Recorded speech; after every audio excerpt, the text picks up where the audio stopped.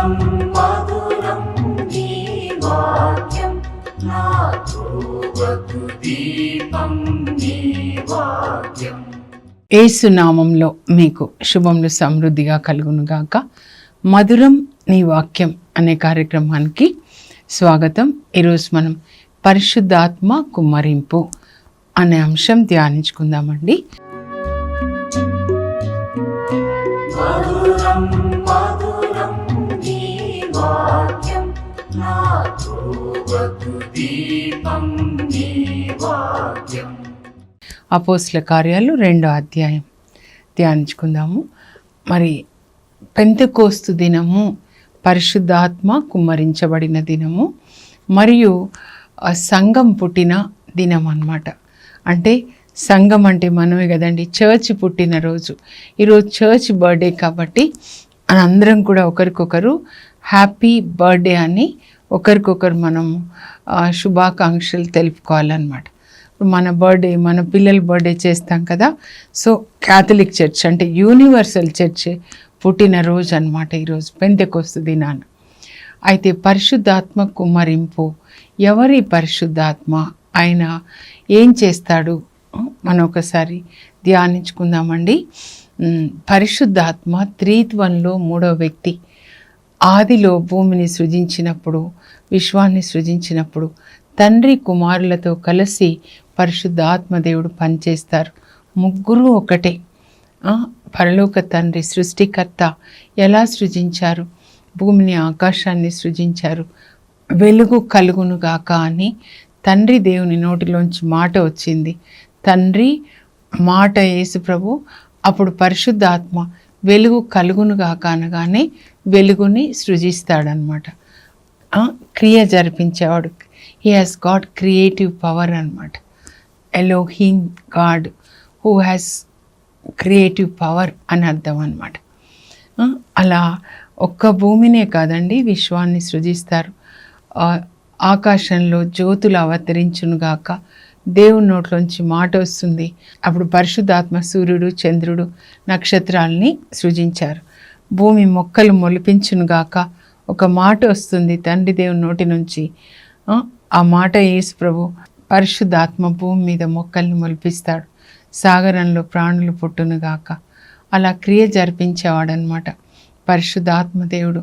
ఇదో యేసుక్రీస్తు నామంలో నువ్వు లేచి నడు అని పేతురు కుంటివానితో చెప్పినప్పుడు, అప్పుడు పరిశుద్ధాత్మ వాక్యం పలికిన తర్వాత కుంటివానికి స్వస్థత ఇస్తారు. లాజరు వెలుపలికి రాని యేసు ప్రభు పలికినప్పుడు అప్పుడు లాజరులోనికి జీవాన్ని పంపించి ఆయనని జీవంతో లేపుతారు. పరిశుద్ధాత్మ జీవాత్మ అన్నమాట. జీవాత్మ రువ, శ్వాస, దేవుని యొక్క శ్వాస అన్నమాట.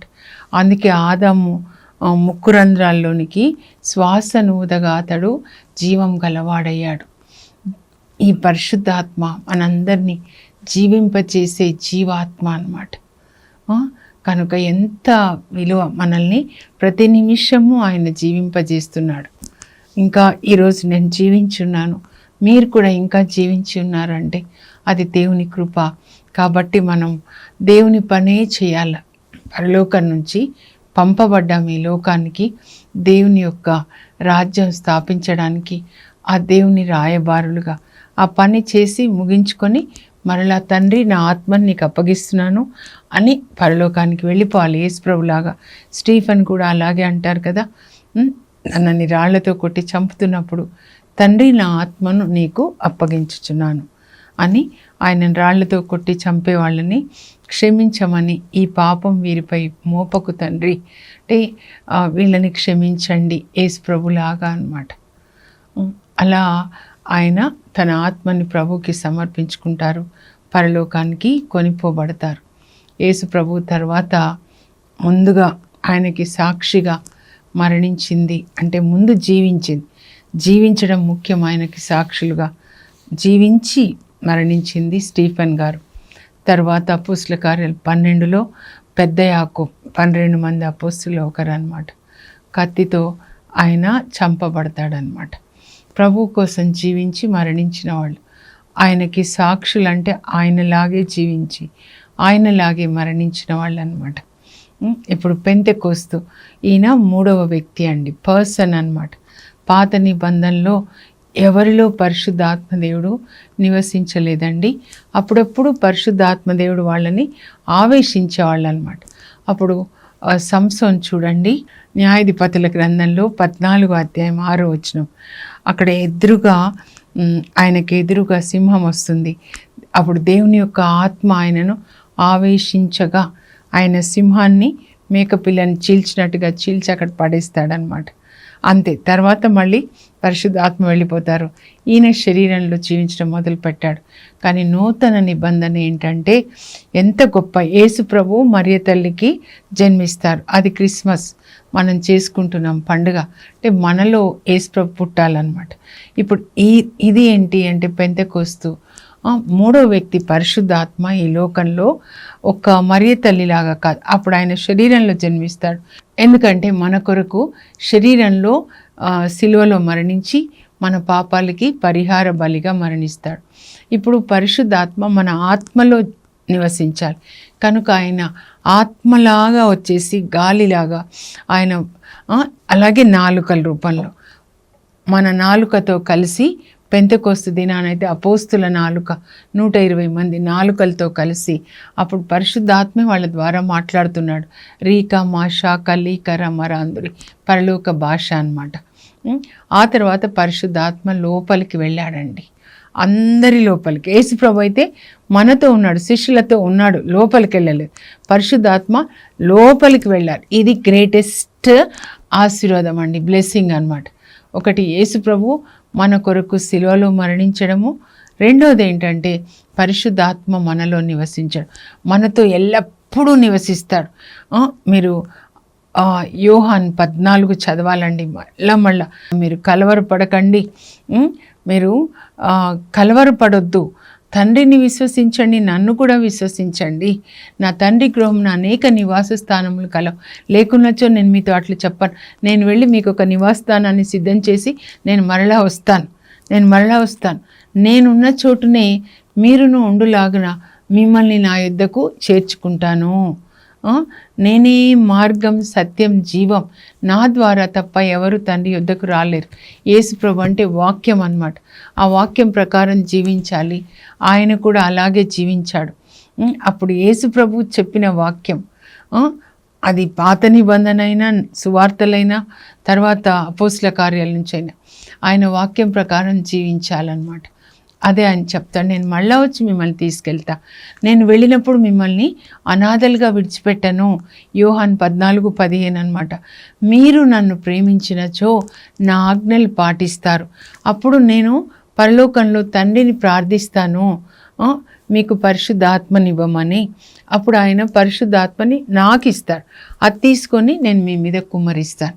పరిశుద్ధాత్మ ఆయన సత్యస్వరూపి అయిన ఆత్మ. లోకం ఆయనను ఎరుగదు కనుక ఆయనను పొందజాలదు, మీరు ఆయనను ఎరుగుతారు కనుక ఆయనను పొందెదరు. ఆయన మీతో మీ లోపల నివసిస్తాడు అని చెప్తారండి యేసు ప్రభు కడరా భోజన సమయంలో. ఇప్పుడు ఈ రోజున అది నెరవేరుతుందన్నమాట. పునరుత్థానం తర్వాత పెంట అంటే 50 days అన్నమాట. ఇప్పుడు 40వ దినాన పరలోకానికి వెళ్తారు. వెళ్ళి తండ్రికి తన రక్తం ఇచ్చి, నాన్న ఈ రక్తం తీసుకొని అందరి పాపాలు మన్నించు, మన మధ్య జరిగిన నిబంధన రక్తం. తర్వాత అందరికీ పరిశుద్ధాత్మనివ్వు నాన్న. ఈ బైబిల్లో మనం చెప్పింది జీవించాలంటే పరిశుద్ధాత్మ లేకుండా జీవించలేరు నాన్న. సువార్త బోధించాలి అపోస్తులని చెప్పాను, మరి పరిశుద్ధాత్మ లేకుండా ఎలా బోధిస్తారు, ఎలా దయాలను వెళ్ళగొడతారు, ఎలా స్వస్థతలు చేస్తారు అని తండ్రిని అడుగుతున్నప్పుడు తండ్రి పరిశుద్ధాత్మనిస్తే కింద వీళ్ళు మేడ పై గదిలో 120 మంది ఎడతెగక 40వ రోజు నుంచి 50th వరకు ప్రార్థిస్తున్నారు పరిశుద్ధాత్మ కొరకు. మరియ తల్లి అమ్మగా వాళ్ళందరి కొరకు పరిశుద్ధాత్మనివ్వండి పరలోక తండ్రి. అప్పుడు నా కుమారులాగా వీళ్ళు కూడా సువార్తని బోధించి స్వస్థతలు చేస్తూ నా కుమారుడు ప్రారంభించిన ఈ సువార్త పనిని ఈ బిడ్డలు కొనసాగిస్తారు. మరియ తల్లి ప్రార్థిస్తే ఇలాగే ప్రార్థిస్తారనమాట. ఆమె కూడా పరిశుద్ధాత్మని పొంది యేసుప్రభుని గర్భం ధరించి కన్నారు. యేసుప్రభు అంటే ఆయన వాక్యం అన్నమాట. మనం కూడా యేసుప్రభు వాక్యాన్ని గర్భం ధరించి కనాలి. ఏ వాక్యం మనం జీవిస్తామో దాన్ని మనం గర్భం ధరించి కన్నట్లు అనమాట. ఇప్పుడు మీ దేవుడు పరిశుద్ధుడైనట్లే మీరును పరిశుద్ధులై ఉండండి అంటే, మనం పరిశుద్ధంగా జీవిస్తే మన కన్నులు, చెవులు, నాలుక, ఆలోచనలు, మన హృదయము, శరీరం పరిశుద్ధంగా జీవిస్తే ఆ వాక్యం ముందు వింటాం కదా, విన్న తర్వాత దాన్ని మనం పాటిస్తాం. వినడం అంటే గర్భం ధరించాం, పాటించడం అంటే కన్నాం అన్నమాట. మనం కూడా మరియ తల్లి మన అమ్మని ప్రేమిస్తే నాతో అదే చెప్తారు, నేను ఎలా వాక్యాన్ని గర్భం ధరించి కానీ లోకానికి ఇచ్చాను, నువ్వు కూడా అలా చెయ్యి, అప్పుడు నువ్వు నా బిడ్డ జసింతా. ఆయన చెప్పినట్లు చేయాలమ్మా. యేసుప్రభు ఏం చెప్పారో అది చేయాలి. ఓకేనా? సో ఇప్పుడు యేసుప్రభు అక్కడ ప్రార్థిస్తున్నారు పరలోకంలో, కింద వీళ్ళు మేడ పైగదిలో ప్రార్థిస్తున్నారు. వాళ్ళకి మరియ తల్లి కూడా వాళ్ళతో పాటు ఉన్నారు. ఇంకా స్త్రీలు ఎవరు సేవ చేశారో శిలువ చెంత ఉన్న స్త్రీలు వాళ్ళందరూ ప్రార్థిస్తున్నారు. అందరూ పరిశుద్ధ ఆత్మని పొందారు. పొందగానే ఏం జరిగింది, ఒక్కొక్క మాట చదవాలండి. అపోస్తల కార్యాలు అన్నమాట. ఇప్పటి నుంచి 28 అధ్యాయాలు ఒక్క నెలలో మీకు అయిపోతుంది. మనం మళ్ళా ధ్యానించుకుందాము. ఆ రోజు ప్రారంభమైనటువంటి పరిశుద్ధాత్మ కుమ్మరింపు యేసు ప్రభు రెండవ రాకడ వరకు కొనసాగుతుందండి. ఆ రోజు ఇనాగ్రేషన్ జరిగిందనమాట. ఇంకా ఇప్పుడు కూడా జరిగేది ఏంటంటే పరిశుద్ధాత్మ దేవుడు మన ద్వారా పనిచేస్తున్నారన్నమాట. వాళ్ళు వెంటనే ఏం చేశారు, పరిశుద్ధాత్మ వాళ్ళలోనికి వచ్చిన తర్వాత వాళ్ళ పరిశుద్ధాత్మ వాళ్ళ నాలుకతో కలిసిన తర్వాత వాళ్ళు అన్య భాషలో మాట్లాడుతున్నారు. పెంతెకోస్తు పండుగ యూదులకి ముఖ్యమైందండి. ఆ పండుగకి 17 దేశాల నుంచి యూదులు వస్తారు. వాళ్ళ 17 దేశాలంటే వాళ్ళ ఆ దేశం భాష అన్నమాట. ఇప్పుడు మన తెలుగు, తెలంగాణ, మేము హైదరాబాద్లో ఉన్నాం, ఇక్కడి నుంచి వెళ్ళారంటే అక్కడ ఆ రోజు ఉంటే ఒకవేళ వాళ్ళకి తెలుగులో వినబడుతుంది అన్నమాట. అలా వినబడుతుంది. ఇదేంటి చోద్యమో అనుకుంటారు. వాళ్ళు ఏం మాట్లాడుతున్నారు, మనకేంటి మన సొంత భాషలో వినబడుతుంది. అప్పుడు వాళ్ళు తాగి ఉన్నారని కొంతమంది అంటారు. కొంతమంది చూడండి, ఎప్పుడు లోపల చెడు ఆత్మలు ఉన్నాయనుకోండి, పిచాచులు, చెడు పిచాచులు, వాళ్ళ నోట్లోంచి ఎప్పుడు చెడే వస్తుందండి. ఆ చెడే చూస్తారు, చెడే వింటారు, చెడే మాట్లాడుతుంటారు. అప్పుడు పేతురు లేస్తాడు. లేవగానే మిగతా 11 మంది కూడా లేస్తారు. యూదా ఇస్కరి స్థానంలో మత్తయ్య అని ఆయన ఎన్నుకుంటారనమాట. ఎందుకంటే మేమంతా ఇప్పుడు ఒకే శరీరం అన్నమాట.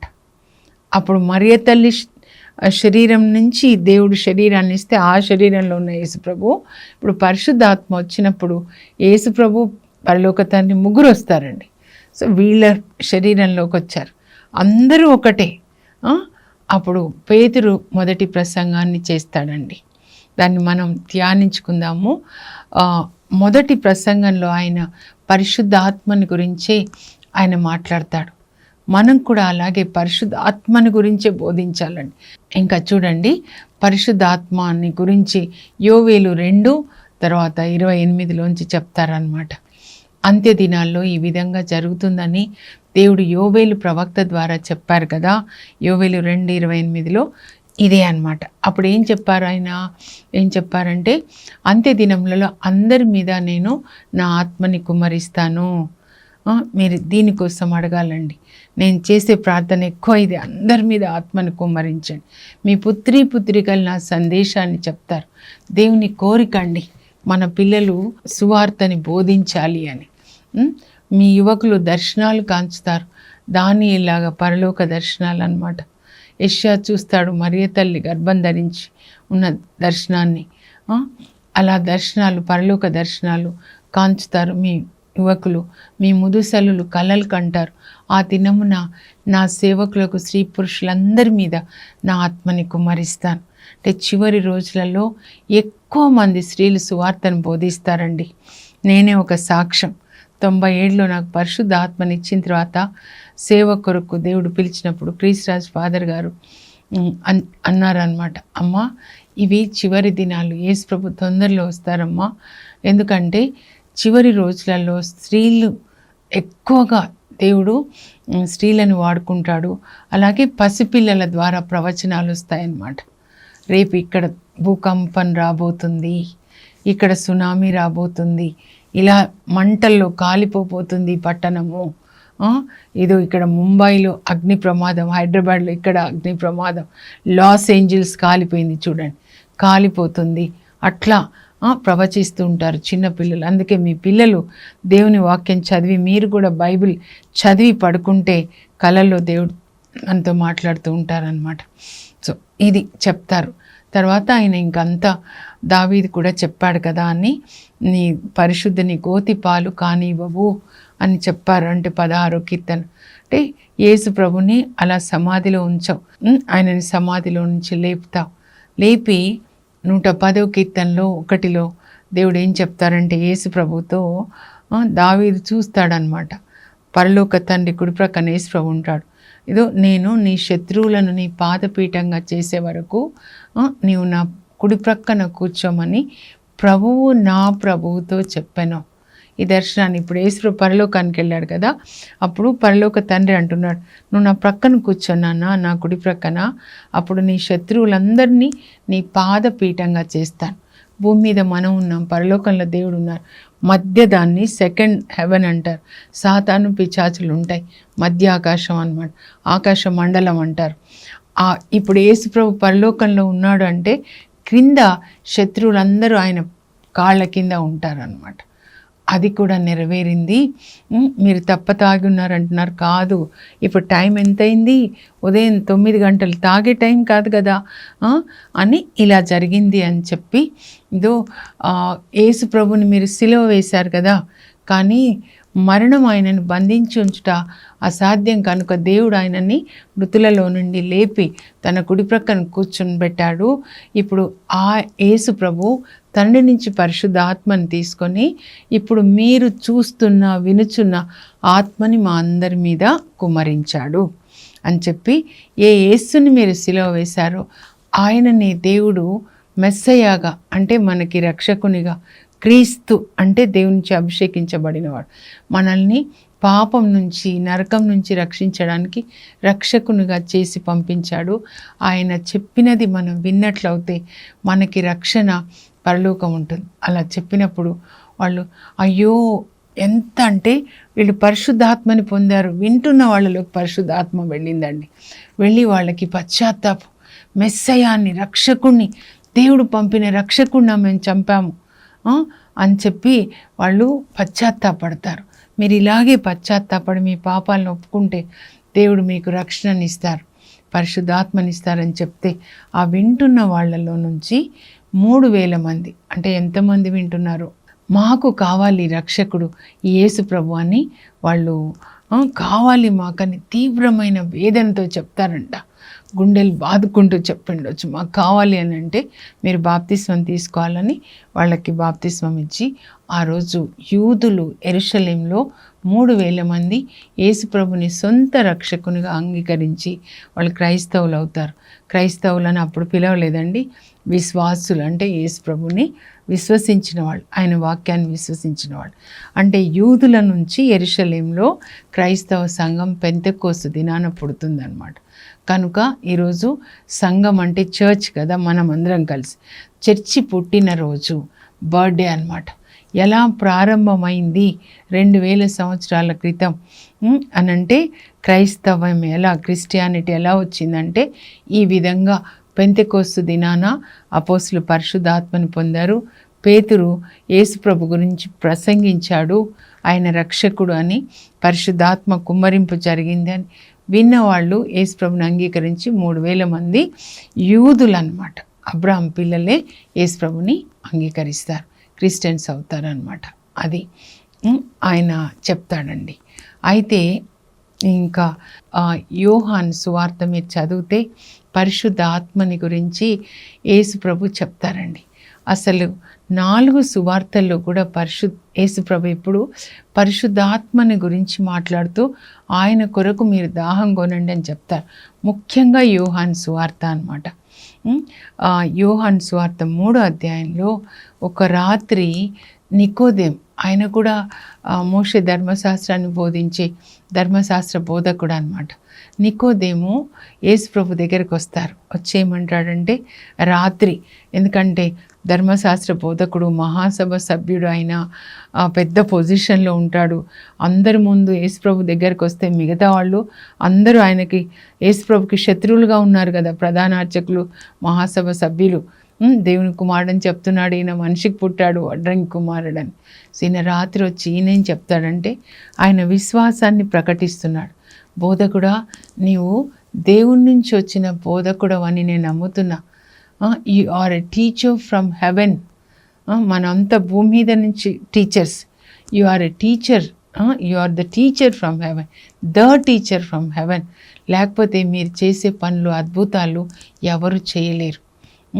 అప్పుడు యేసు ప్రభు ఆయనను చూసి అంటారు, ప్రభువు దగ్గర నేర్చుకోవాలని వచ్చాడండి.